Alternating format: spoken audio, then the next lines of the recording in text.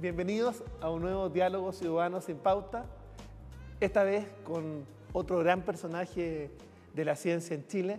Para mí es un privilegio, yo además soy un seguidor de su obra, profesor don Humberto Maturana Romesín. Él es licenciado en Biología de la Universidad de Chile, académico de la Facultad de Ciencias de esa casa de estudio.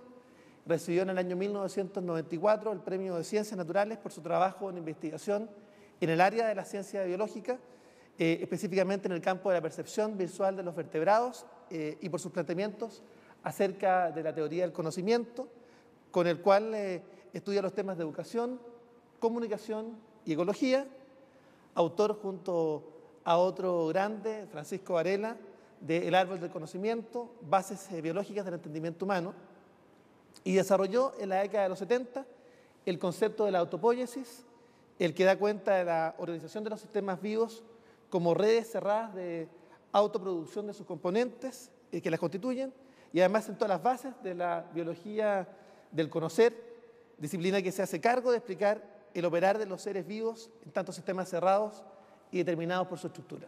Para mí es un privilegio tenerlo en el canal del Senado, profesor. Muchas gracias por venir. Muchas gracias, yo también me siento muy honrado con esta invitación. Profesor, ¿está Chile pensando críticamente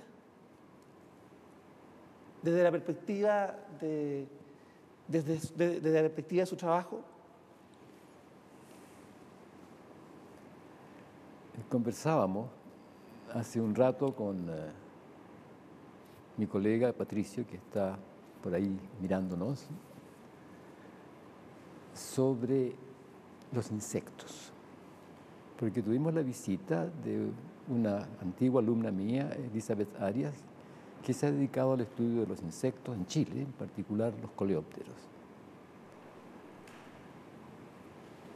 Y frente a una pregunta que me hizo Patricio, me dijo, ¿y qué podemos aprender de los insectos? Yo dije, nosotros somos muy distintos de los insectos en una cosa. Los insectos son ensimismados. En realidad, todos los seres vivos, salvo algunos en particular como nosotros, son ensimismados.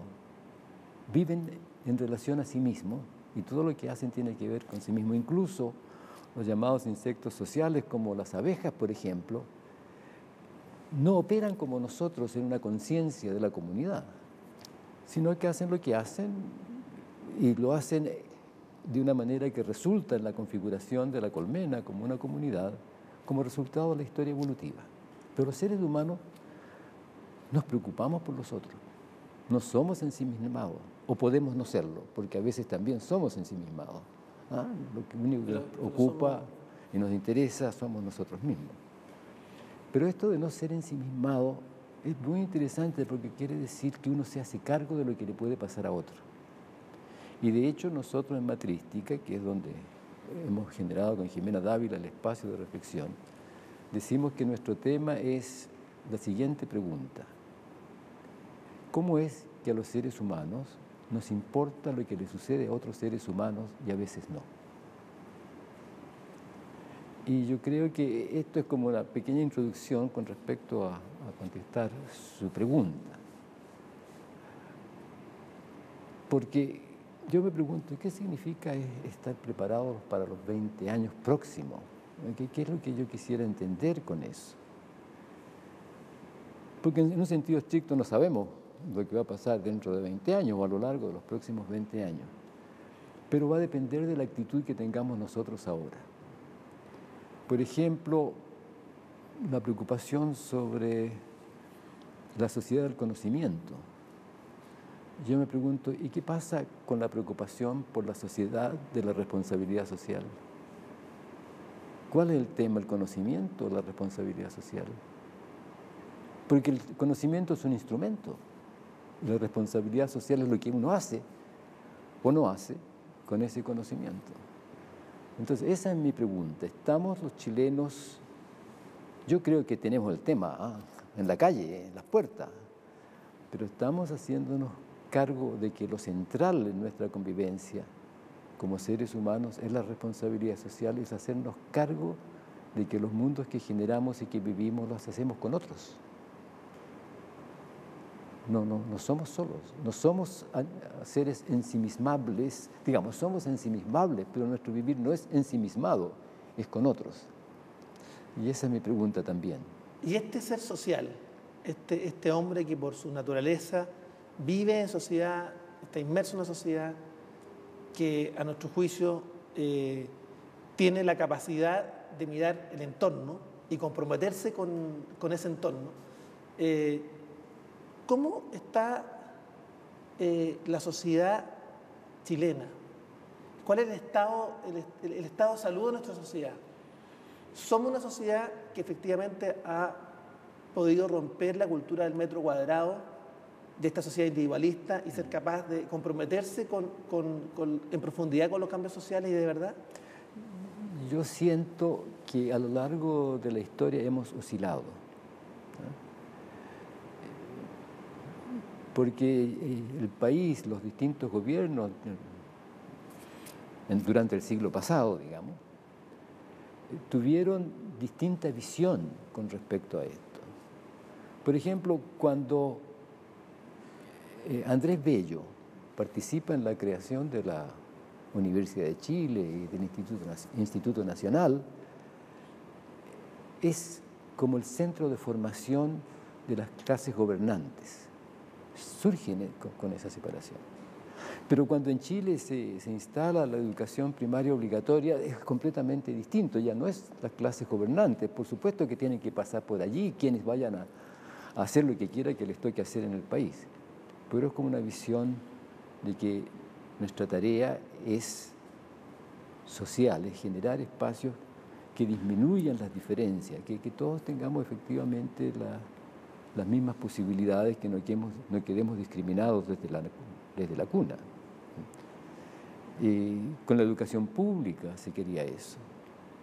Pero después aparecen otras cosas, ¿no? Entonces hemos oscilado, ampliamos ese espacio y lo restringimos según nuestra emoción se vaya por la conciencia social o por las teorías económicas.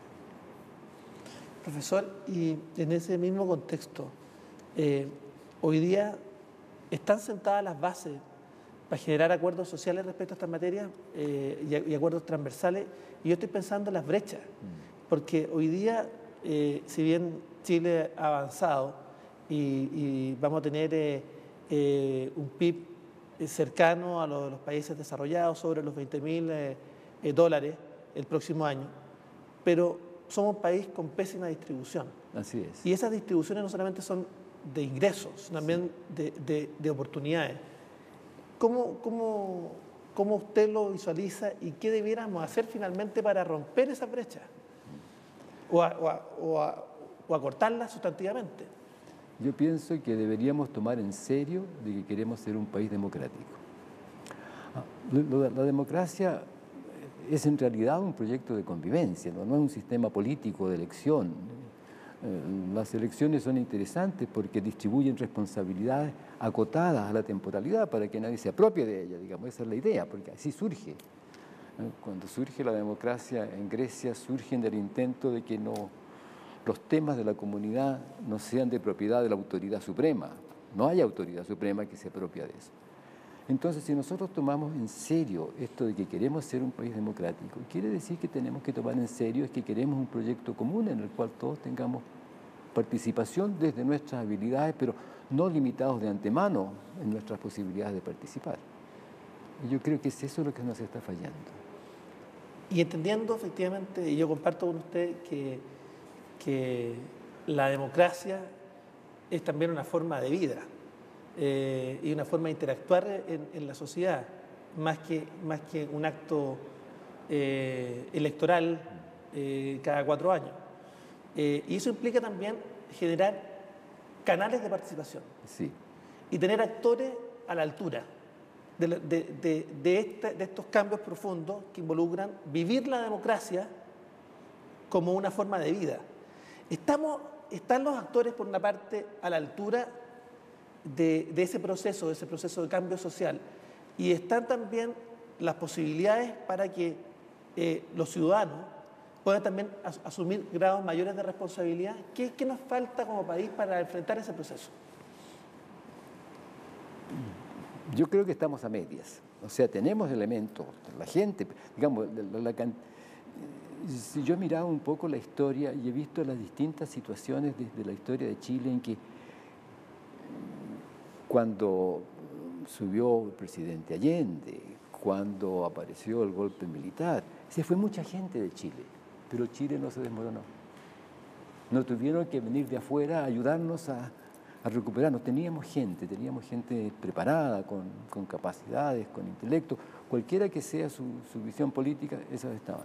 Entonces nuestro problema no está ahí, si está en cómo convivimos. Y yo creo que vivimos demasiado centrados en la competencia y no en la colaboración. Y la competencia separa, porque la competencia consiste no en hacer bien las cosas, sino que hacerlas mejor que otros. ¿Y mejor en qué sentido? En un sentido completamente estrecho que tiene que ver con el que está compitiendo. En la competencia el otro es la medida de lo que yo hago, porque entonces me salgo de la responsabilidad de lo que yo hago. Entonces yo creo que ese es nuestro tema. De alguna manera no hemos logrado decir gobierno y oposición, no es gobierno y oposición, sino que gobierno y gobernantes con responsabilidad de gobierno y otros que no tienen responsabilidad de gobierno, deberíamos o querríamos colaborar.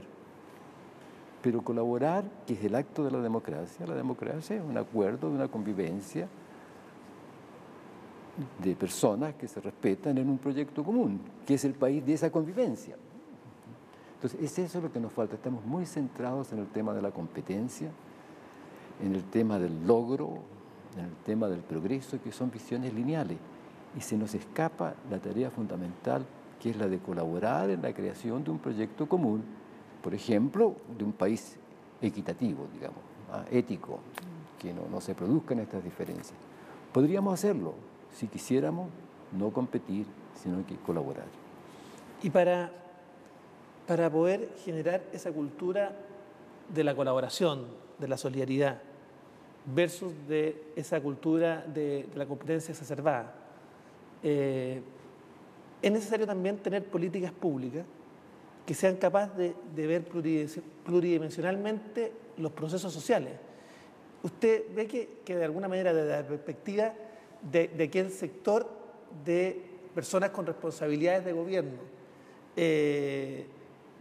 hay una visión de generar políticas públicas con esa visión de país, de Estado y también de corto y mediano plazo, o sea, de mediano y largo plazo, porque hoy día uno se tropieza con políticas coyunturales, pero en definitiva hay poca visión del país que queremos construir en el largo aliento, entre todos. Claro, porque no lo queremos construir entre todos. Porque tenemos distintas teorías de cómo debiera ser el país. Decimos, claro, el país es lo importante, pero ¿qué país? Una cierta visión de país, otra visión de país. Entonces no es entre todos, porque el hacerlo entre todos implica conversar para generar efectivamente un proyecto común. Cuando se instaló la educación primaria obligatoria, se quería generar los fundamentos que hiciese posible el que todos pudiésemos conversar y tener proyectos comunes. Pero las dinámicas económicas separaron eso, y ahora nos encontramos en una situación distinta. Por ejemplo, yo pensaba el otro día conversando con mi colega Jimena Dávila, que el tema del movimiento estudiantil es el deseo de encontrar un ámbito educacional que les dé identidad nacional. Todo el tema de la educación pública es queremos tener una identidad nacional, sintiendo parte de una unidad que es el país. Pero si tenemos sistemas que la separan, y esa es su queja, corregimos aquí y allá, pero no logramos resolver el tema de cómo nos encontramos en generar una sensación de que somos parte de una identidad nacional en la cual nuestra vida hace sentido, nuestra vida social y política hace sentido.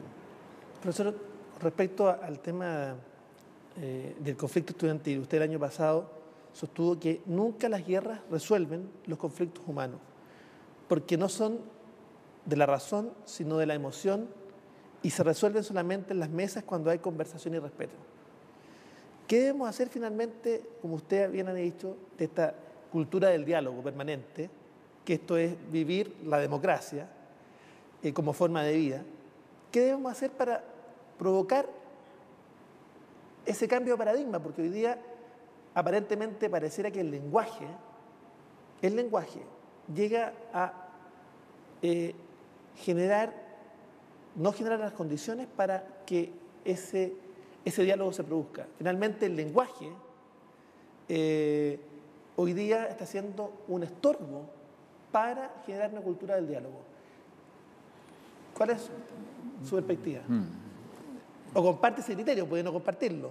No, sí, yo pienso que es cierto eso, porque por eso es que hablaba, por ejemplo, de la competencia, del progreso, del éxito. Fíjese que esa competencia, éxito y progreso son visiones lineales. Progreso, rum, al infinito. Éxito, rum, a algún máximo de allí. Competencia, ser mejor que otros. Pero la convivencia exige una cosa no lineal, exige dinámicas cíclicas que haga posible la colaboración. Y para eso tenemos que estar dispuestos a escucharnos y aceptar la legitimidad.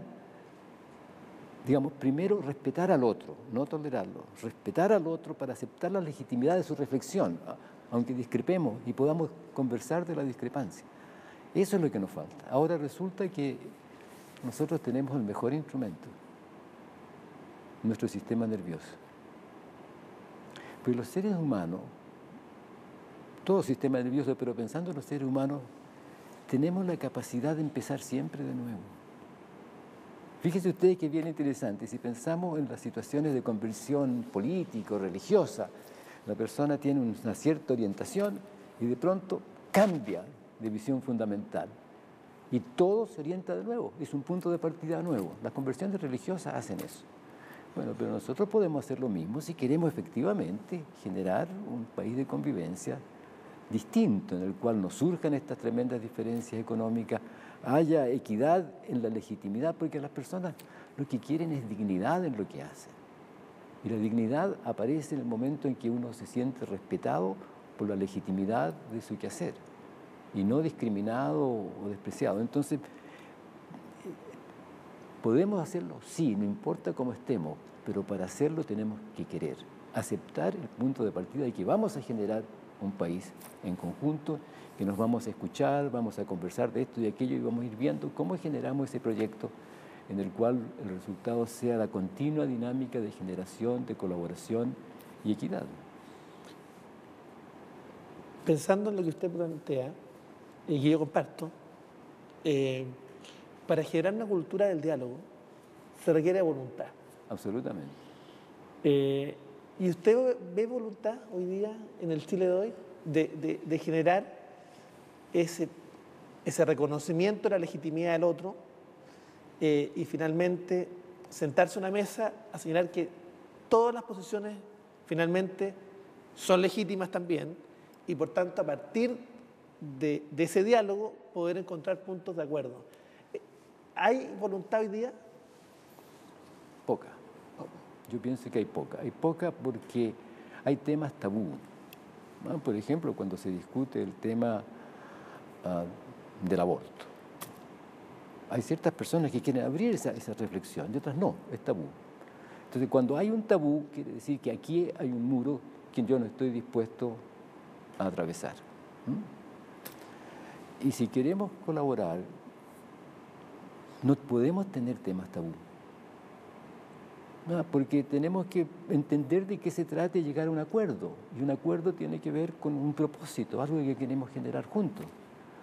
Pero para que llegar a un acuerdo y generar algo juntos tenemos que respetarnos. O sea, no podemos tener temas tabú. En el momento en que dice, no, ese tema no, entonces no se puede.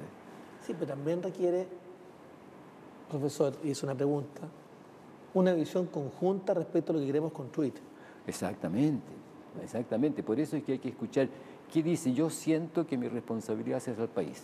Yo siento que mi responsabilidad es hacia el país. ¿A qué país? A lo mejor son países distintos. Entonces, por eso no podemos, porque las discrepancias no tienen que ver con la razón, como yo decía, tienen que ver con la emoción, con las cosas que uno quiere.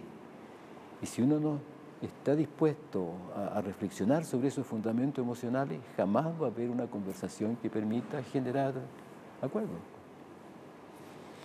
Bueno, hemos tenido este primer bloque con el profesor Humberto Maturana en este diálogo ciudadano sin pauta. Los invito en el segundo bloque a seguir profundizando en estos temas de interés nacional.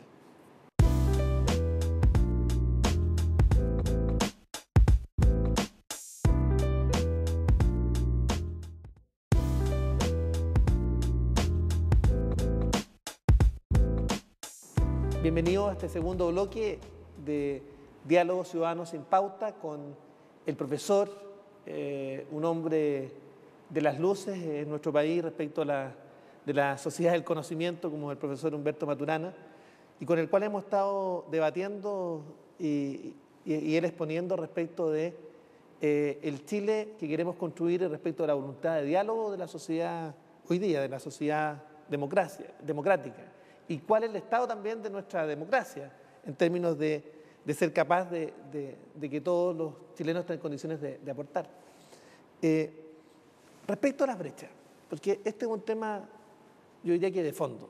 Finalmente, si hay brechas de ingresos, que ya son una verdadera vergüenza moral para el país, pero cuando esas brechas de ingresos se transforman necesariamente en brechas también de oportunidades, de acceso, ¿cómo podemos construir un país si finalmente aparentemente hay ciudadanos de primera, segunda y tercera categoría? No podemos. No podemos. No podemos. ¿Y cómo podemos generar ese cambio de paradigma? Mirando cuáles son las condiciones de vida en el país que sostienen esas brechas. Porque no solamente las generan, las sostienen. Y ese es el tema, porque si se genera una brecha y yo me doy cuenta y yo no quiero que esa pase, voy a hacer algo. Pero si no me doy cuenta o no me quiero dar cuenta o quiero sostener la brecha, entonces no voy a hacer nada. Entonces yo creo que uno tiene que hacerse cargo de que todos los seres humanos somos inteligentes. Igualmente inteligentes, pero tenemos historias distintas, gustos diferentes, y somos igualmente inteligentes a menos que hayamos tenido daño cerebral, desnutrición, ¿no? Entonces, por ejemplo, con todo el tema de la preocupación por la desnutrición cambió el país. Apareció que resulta que había más gente capaz de la que uno pensaba, porque estas cosas que se trataban como incapacidades biológicas eran incapacidades que resultaban de la desnutrición, eran otras cosas. O sea, sabemos que somos todos fundamentalmente igualmente inteligentes por el solo hecho de que existimos en el lenguaje. El lenguaje requiere una capacidad de plasticidad conductual tan gigantesca que todos, mientras estemos en el lenguaje, somos igualmente inteligentes. Pero lo que los seres humanos quieren, todos queremos, es dignidad. ¿Y qué quiere decir dignidad? El movernos en un espacio en que nuestro vivir es respetado y no nos tenemos de partida encasillado las posibilidades de hacerlo. Y eso no quiere decir que tenemos que hacer todo lo mismo ni vivir de la misma manera. Quiere decir que las distintas formas de haceres que tienen que ver con los distintos gustos son honestamente respetables. ¿Y cuándo son honestamente respetables? Cuando no son discriminadas económicamente. Ahí hay un punto, porque vivimos en una sociedad que discrimina. Exactamente. Y de alguna manera tenemos que abrir espacio, profesor. Yo también comparto con usted que este diálogo, esta sociedad de diálogo que asume que las dos partes son iguales en dignidad, fundamentalmente en dignidad y derecho, y por tanto, cuando las personas son iguales, están legitimadas para poder sentarse y tener una visión compartida. Pero nuestra sociedad es una sociedad que discrimina y tenemos que terminar con esta cultura de gueto. Yo diría que la principal discriminación tiene relación con la cultura de gueto que se ha construido en Chile. Exactamente, cierto, concuerdo plenamente con eso. Pero para acabar con eso tenemos que querer acabar con eso. Y acabar con algo significa que uno tiene que estar dispuesto a desprenderse de otra cosa. O sea, si yo quiero acabar con la discriminación, yo tengo que estar dispuesto a desprenderme de aquello que yo hago que mantiene la discriminación. Años atrás, muchos años atrás, cuando fue la reforma universitaria, yo participé en la Facultad de Medicina en las discusiones, y esto en el fondo de haberse abierto un espacio para conversar, resulta que uno podía conversar de todo con cualquiera. Entonces me acuerdo una vez, voy entrando a la escuela de medicina y me detengo a conversar con el portero. En fin, nos saludábamos como siempre, yo le pregunto, quiero hacerle una pregunta. ¿Qué le pasa a usted con esto que yo, como profesor, gane más que usted? Ah, me dice, pero usted ha estudiado, usted ha ido, claro. Si yo gano la mitad más que usted, pero por favor, profesor, y si gano el doble, pero usted ha estudiado, usted ha estado en el extranjero, y si gano 3 veces más que usted ha estudiado, ¿no? Y si gano 5 veces más que usted, profesor. ¿Ah? Un poco más. Hay una legitimidad allí que es variable, que no es fija, ¿no? Llega un momento que 5 veces más, pero profesor, ¿no? Diciéndome, hay algo allí que ya está siendo ilegítimo. Y ese es nuestro problema. Él no quería dejar de ser, le gustaba su trabajo, estaba contento, sino no era un problema de su individualidad, era un problema de la dignidad. Y la dignidad es que haya respeto, pero si resulta que yo estoy ganando 5 veces más que él, entonces ¿dónde lo estoy respetando? Y ese es nuestro tema. Cuando se dice, por ejemplo, que yo escuchaba en la radio a propósito de estas conversaciones ahí en la radio cooperativa entre las 9 y las 10, que alguien decía, bueno, si las empresas tienen responsabilidad social, no solamente ecológica, hay que preocuparse no solamente de lo ecológico, sino que también de lo social, a propósito de las alteraciones de las comunidades que se producen con cierto tipo de actividades. Y eso es cierto, porque resulta que una empresa, cualquiera que ésta sea, se sostiene en una comunidad. Una comunidad externa que consume sus productos, que la hace posible, y una comunidad interna que la realiza. ¿Ah? Entonces, eso es, pero ¿cuál es el sentido de responsabilidad que uno tiene al respecto? Yo pienso que en un sentido estricto no hay empresas privadas. Todas son públicas. Todas son públicas porque si yo produzco conservas, alguien consume las conservas. Si yo produzco computadores, alguien consume los computadores. Si yo saco minerales, alguien usa los minerales. ¿No? Entonces, toda comunidad se sostiene, toda empresa se sostiene, toda actividad se sostiene en una comunidad humana. El Congreso, ¿dónde existe? Existen los electores que les entregan responsabilidades, ¿no? Entonces, eso es lo que nos falta, el hacernos cargo de que existimos en un espacio humano que nos hace posible cualquier cosa que hagamos. Y es allí donde aparece el tema del respeto por el otro y la dignidad. Y porque toda actividad humana, toda obra humana finalmente impacta. Plenamente. Toda actividad humana, sí, finalmente produce un impacto. Exactamente. Y hay que hacerse cargo de ese absolutamente impacto. Me parece extraordinario lo que usted está planteando, pero además el tomar conciencia de sí mismo y del estado de la sociedad también es un desafío permanente, porque yo creo que hizo parte con el desafío que hoy día tenemos de tener una sociedad mucho más empoderada. Hoy día tenemos una sociedad que de alguna manera se reconoce, toma conciencia de sí, de su entorno, y finalmente asume su responsabilidad en el cambio social.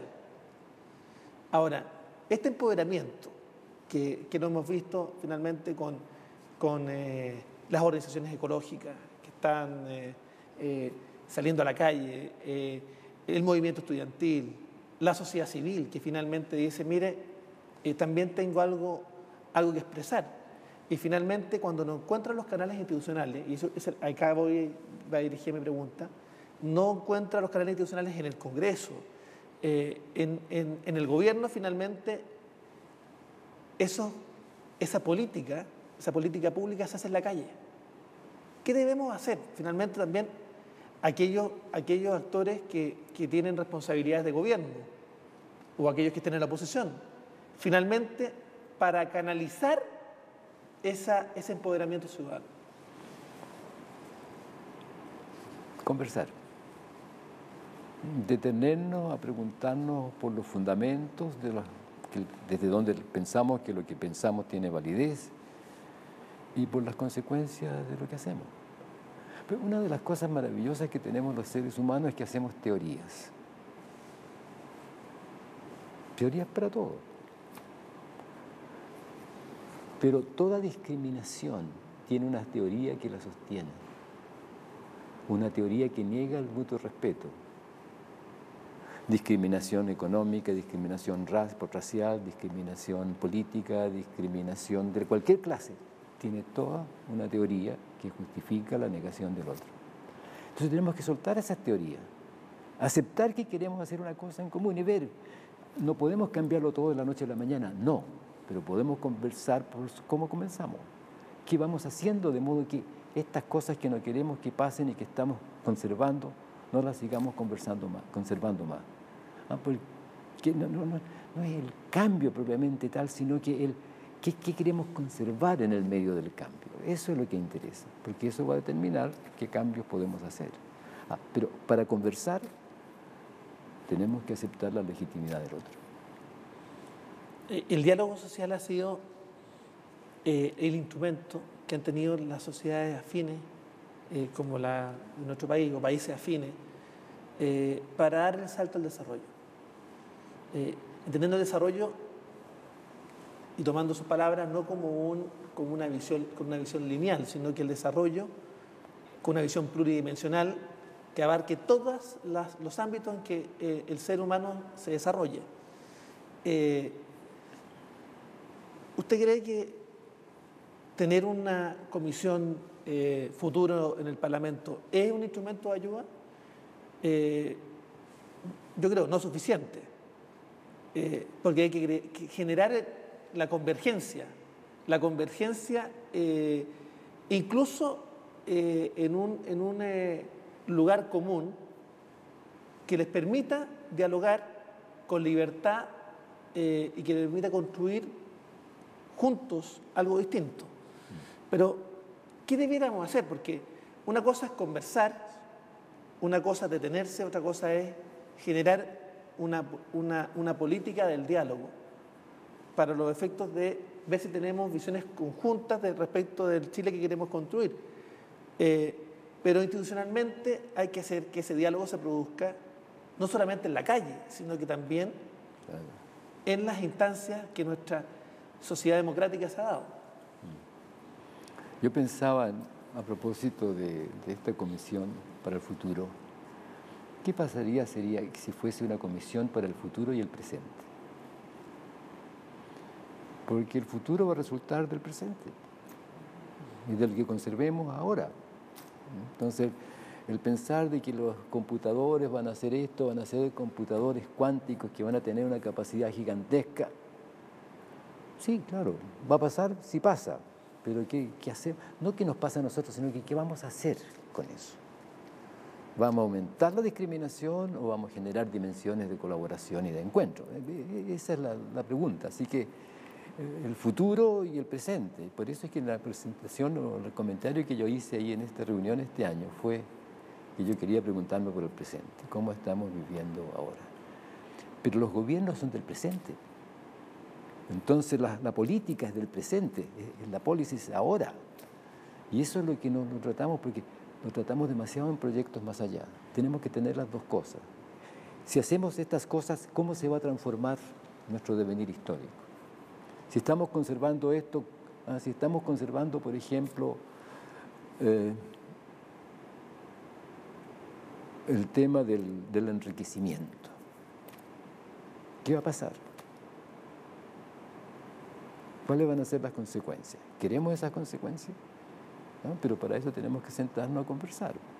Porque solamente si no queremos las consecuencias, quiere decir que podemos hacer algo con respecto a ese tema del enriquecimiento. A lo mejor no puede ser enriquecimiento nomás, tendrá que ser otras cosas que hagan que esa energía que se produce se distribuya, pero con intención.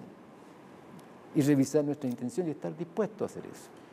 Fíjese que es interesante esto. ¿Se acuerda usted que cuando surge la Unión Soviética existían los planes quinquenales? ¿Y qué querían hacer los planes quinquenales? A mí me interesó entender eso porque leyendo un poco a Lenin pensaba que se necesitaba de efectividad capitalista, pero un espacio no capitalista. Ese era su... Bueno, el caballero no era tonto, así que las cosas que pensaba no podemos diseñarlas simplemente porque parte de la historia que viene después de él no fue como se esperaba. Pero entonces el plan quinquenal era pensar un quehacer, realizarlo con la efectividad capitalista y pensar de nuevo al cabo de los 5 años. Esa era la idea, tener un espacio de reflexión sobre cómo lo hemos estado haciendo. Pero tal vez, como los seres humanos nos acostumbramos y el mundo cambia según lo que conservamos, no puede ser quinquenal. Tenemos que tener una dinámica que podamos siempre preguntarnos, ¿cómo vamos? ¿Nos gusta cómo vamos? Conversemos, porque esta parte del mundo, que este grupo, digamos, que no está en el gobierno, tiene visiones, son gente inteligente. Los que están acá también tienen visiones, son gente inteligente. Conversemos. ¿Está resultando el país que querríamos todos? Pero para hacer eso tenemos que tenemos que hacernos cargo que el presente es el que tenemos que conversar, porque de lo que hagamos en el presente es que va a resultar el futuro. Darle sentido al esfuerzo prospectivo. Exactamente. Y conversar.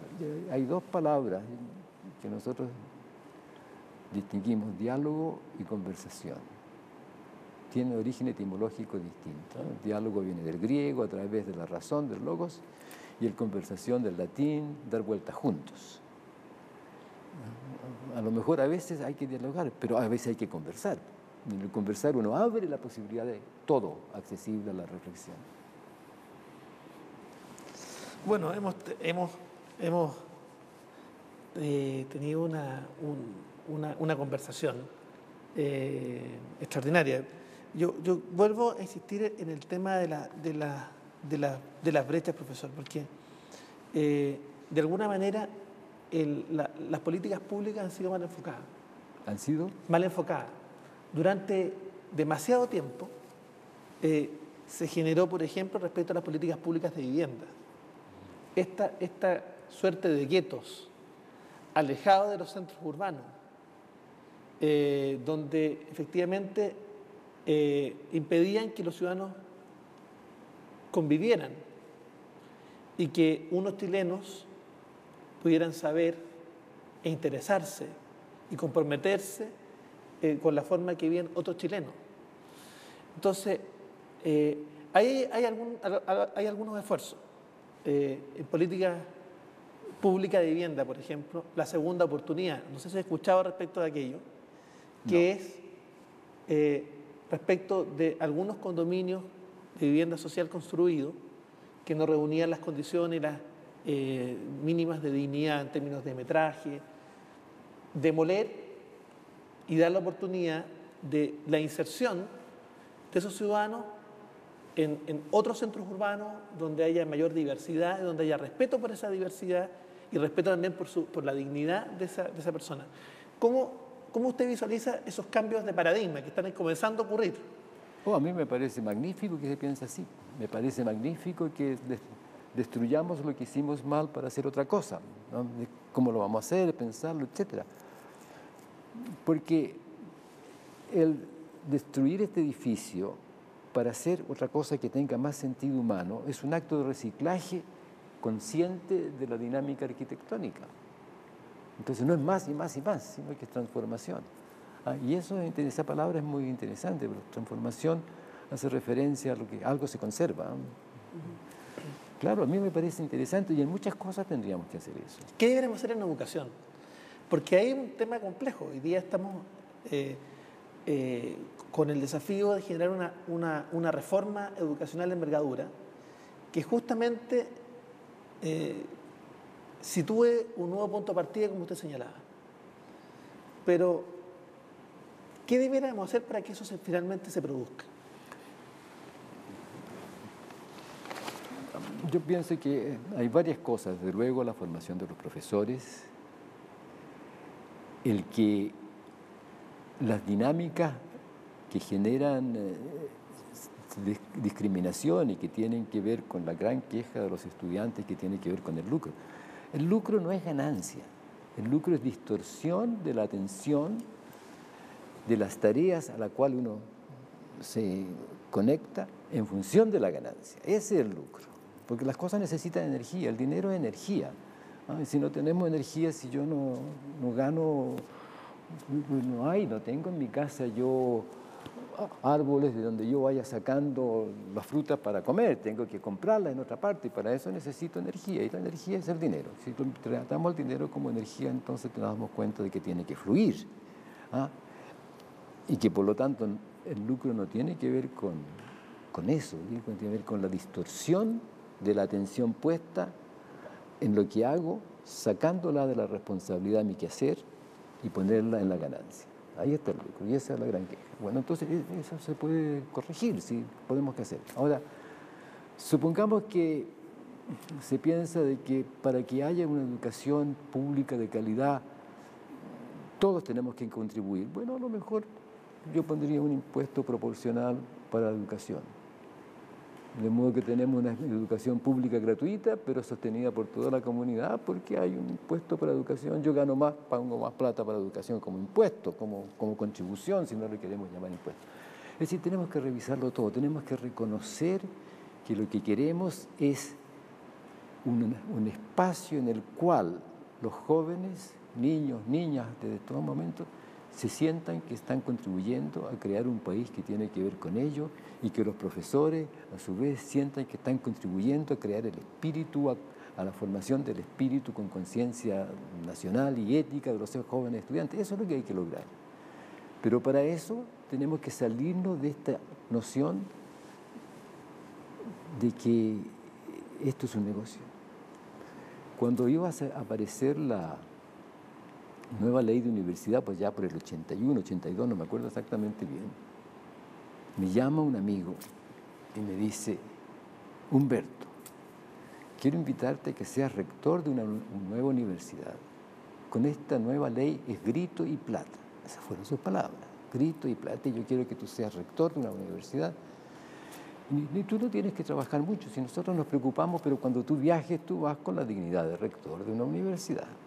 Este fue en esencia esa conversación. Yo le dije: mira, si yo aceptara ser rector de una universidad, yo querría funcionar como rector, para realizar mi responsabilidad. No quiero que otros la hagan por mí. Así que, y yo te voy a decir qué es lo que yo haría. Y le hago una pauta en la cual describo una universidad en la cual todo el producto se va reinvirtiendo en ella. Por supuesto, los salarios tienen que ser buenos, pero tiene que haber investigación, tiene que haber tecnología, etcétera. Una universidad, a lo mejor como la yo viví en la Universidad de Chile en los tiempos que fui estudiante. Pero esto de decir grito y plata, me dice a mí inmediatamente el tema del lucro. Porque para mí no era grito y plata, para mí era la responsabilidad. Sí, claro, la gente iba a pagar porque se requería energía, pero esa energía era para la educación, no era para el enriquecimiento. Y por supuesto no fui rector de ninguna universidad. Pero, le quitaron el ofrecimiento. Inmediatamente, pero quiero decir yo que depende de la actitud con la cual uno está. ¿Cómo hago las cosas que hago? ¿Dónde está mi orientación? ¿Qué es lo que quiero conservar? Entonces, si queremos romper la brecha educacional tenemos que estar dispuestos a generar un cambio básico en el cual de hecho sea accesible una educación legítima, seria, responsable y dinámica para todos los niños. Pero ¿cómo lo hacemos para todos? Michelle Bachelet dijo que ella no tenía inconveniente en pagar una colegia para su hija. Estupendo, entonces, pero que no pague el colegio, sino que pague un impuesto. Y yo también, todos. Los que ganan más, los que ganan menos. Pero donde la dignidad esté en el participar de todos, en la ruptura de la dinámica que conserva esa brecha. Y finalmente también es parte de la brecha es que tengamos egresados de carrera, finalmente con mochilas que hagan imposible finalmente hacerse cargo de ellas. O sea, porque no hemos pensado la naturaleza de las actividades. Entonces, pero para eso también tenemos que tener una cierta visión de crecimiento. ¿Queremos crecer? ¿Es el crecimiento lo importante o es la transformación? Tiene que crecer por ejemplo, yo oí decir que algún parte del Ministerio de Salud dijeron que teníamos un problema porque estaba disminuyendo la natalidad. Y yo pensaba, qué bueno que está disminuyendo la natalidad, porque si un país está creciendo, el principal problema que tiene la humanidad es el crecimiento indefinido de la población. Y hay una actitud psíquica en eso. Yo me acuerdo que en algún momento cuando fue rector de la Universidad de Chile, don Juan Gómez Milla, en una conversación con él habló del crecimiento demográfico natural. Y yo pensaba, ¿qué querrá decir? Yo era jovencito en esa época. ¿Qué querrá decir esto? ¿Existe un crecimiento demográfico natural? Porque si hay un crecimiento demográfico natural, o sigue indefinidamente y es un colapso espantoso, o se detiene justamente porque hay una dinámica natural que lo detenga. Y en el ámbito biológico las poblaciones no crecen indefinidamente. Pero profesor, lo que usted plantea en términos de ser capaz de asumir realidades distintas, de asumir la transformación como una dicotomía eventual frente al crecimiento, que es absolutamente legítimo. Pero eso también va generando otros conflictos. Por ejemplo, que un país tenga baja tasa de natalidad genera también consecuencias en el proceso de desarrollo de la sociedad. El tema de las enfermedades crónicas no transmisibles, los cambios epidemiológicos que se empiezan a generar, los temas que dicen relación también con el desafío de hacerse cargo de la previsión de esa población cada vez más envejecida, generar también fuerza laboral que sea capaz también de enfrentar los procesos productivos. Entonces, ¿cómo somos capaces de combinar todos esos elementos? Pensando que todos esos temas son válidos. Por ejemplo, el envejecimiento. ¿Qué hacemos con esto de ponernos cada vez más viejos? Es cierto que a medida que se prolonga la edad uno se va haciendo menos capaz. Yo pertenezco a la tercera edad y no me siento incapaz para nada. Voy cambiando lo que hago, en fin. O sea, tenemos que cambiar nuestra visión. ¿Qué es lo que queremos conservar? La historia humana es que ha estado eliminando los dos factores fundamentales de conservación de la estabilidad de la población en el mundo biológico natural, que tiene que ver con el nacimiento y que tiene que ver con la muerte. Hemos prolongado la sobrevida y uno va siendo cada vez más viejo y entonces ahí, claro, aparece este tema de cómo sostengo a este viejito que está tan viejo. Yo no quiero morirme viejito así, yo quiero morirme antes. Ojalá las personas pudiésemos escoger el momento en que nos morimos. Porque si pasa mucho tiempo, después no nos queremos morir. Así que debe haber un bordecito en que yo diga, ahora, porque después no voy a querer, mejor quiero ahora. Y el nacimiento. Pero si la sobrevida mejora en el nacimiento, entonces no pueden nacer y todos los imaginables. Si esto de crecer y multiplicaos como una orden divina no puede ser, en el mundo natural no puede ser. Entonces tenemos que inventar algo, y para eso tenemos que conversarlo. Tiene que ser legítima la conversación sobre lo que estamos conversando ahora. Porque siempre podemos escoger. Si las familias pueden escoger cuántos hijos quieren tener, pero para eso tienen que tener conocimiento y los medios para hacerlo de una manera que sea de acuerdo a lo que ellos quieren. A las mujeres no les gusta hacerse abortos, por ejemplo. No es cierto. Pero para eso tiene que haber una educación que les permita a ellos los medios que les permitan evitar el embarazo no deseado. Y no deseado porque uno no quiere más. Si ese no quiero más es un legítimo no deseado. No solamente porque hubo una enfermedad o una violación, sino que porque va aquí. ¿Va? Entonces eso es lo que necesitamos, estar dispuestos a reflexionarlo sobre todo y a llegar a acuerdos que nos hagan sentido, porque en el momento en que entendemos, el acuerdo nos entrega libertad. Si estamos de acuerdo, somos libres. Nos encontramos tal día, tal hora, somos libres de aquí para adelante hasta que llegue ese momento en que nos vamos a encontrar. Entonces, si estamos de acuerdo sobre las medidas de educación, etcétera, de modo que las familias, las personas, las mujeres, las parejas puedan regular la natalidad, entonces son libres para hacer lo que quieran en la conservación de los criterios de cuidado que van a tener de ahí para adelante. Profesor, y ese nuevo punto de partida que requiere la sociedad chilena. Punto de partida, claro, requiere querer eso. Sí, pero si hay voluntad de ese nuevo punto de partida, finalmente logramos que se dé esa conversación, generamos el espacio democrático del diálogo entre iguales, considerando que todas las personas tienen dignidad, que es una convicción íntima también del propio sistema democrático, y que todos finalmente son incumbentes, todos son incumbentes. Todos. Sí. Ese nuevo punto de partida requiere también un nuevo marco normativo, requiere una nueva constitución o no. ¿Cuál es su posición al respecto? ¿Usted cree que es posible darnos ese nuevo punto de partida sin una nueva constitución? Yo creo que podemos empezar sin una nueva constitución si queremos. Pero el momento en que empecemos eso, puede que pensemos que necesitamos definir marcos que aseguren ciertas cosas porque tenemos un poco de desconfianza. Porque en el fondo eso es la Constitución.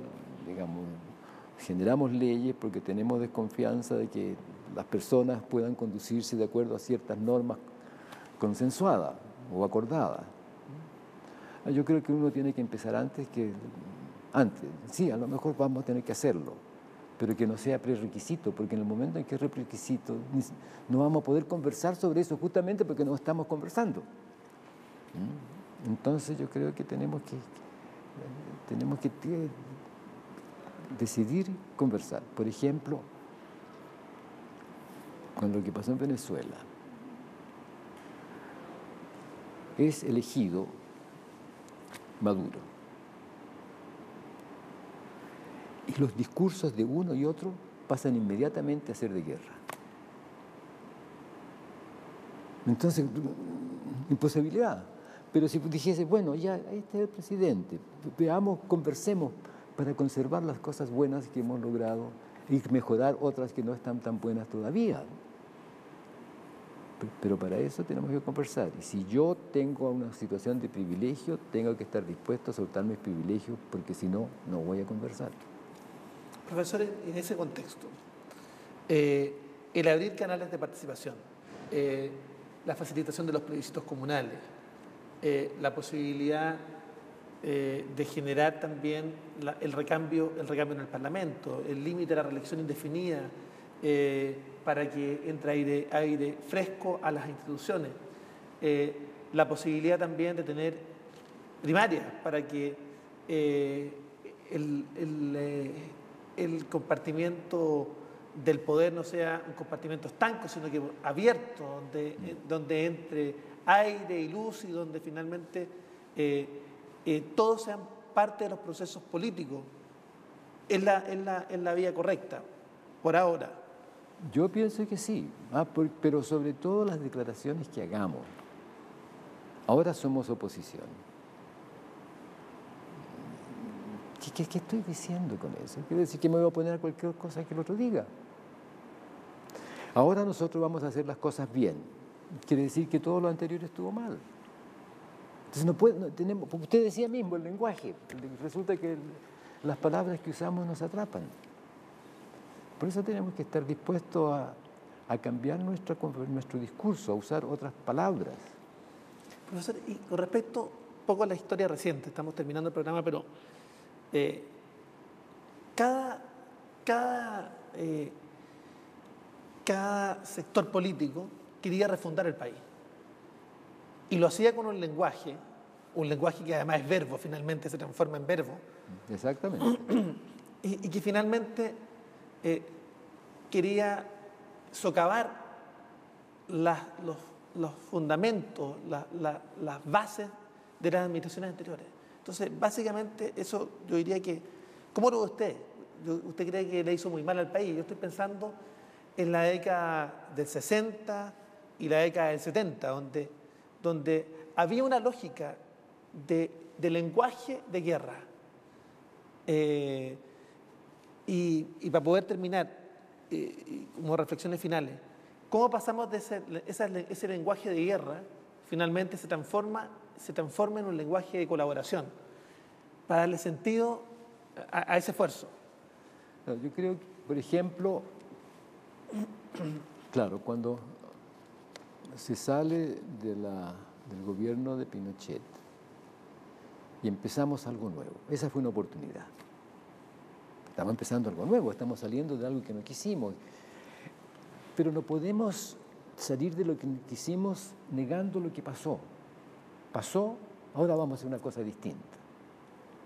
Pero no podemos acusar a los otros que participaron en eso, porque a lo mejor participaron en eso, digamos, con honestidad, creyendo que lo que estaban haciendo estaba bien hecho.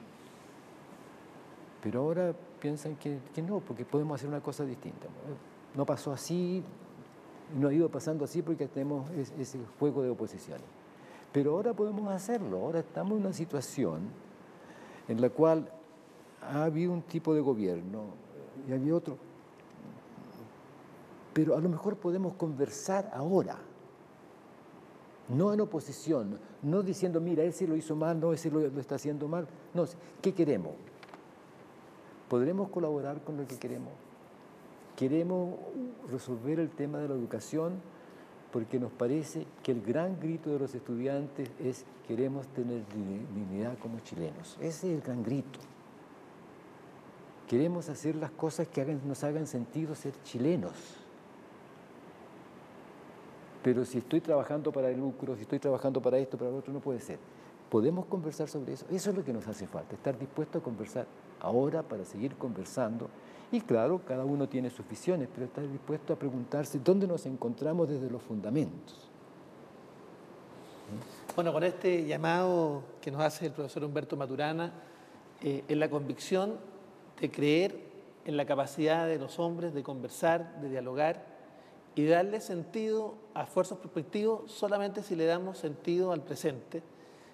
Nos despedimos de este diálogo ciudadano sin pauta y le agradecemos por habernos seguido y haber tenido la oportunidad, como la tuve yo, de escuchar al profesor Maturana. Muchas gracias, profesor. Y muchas gracias por la invitación. Muchas gracias. Gracias.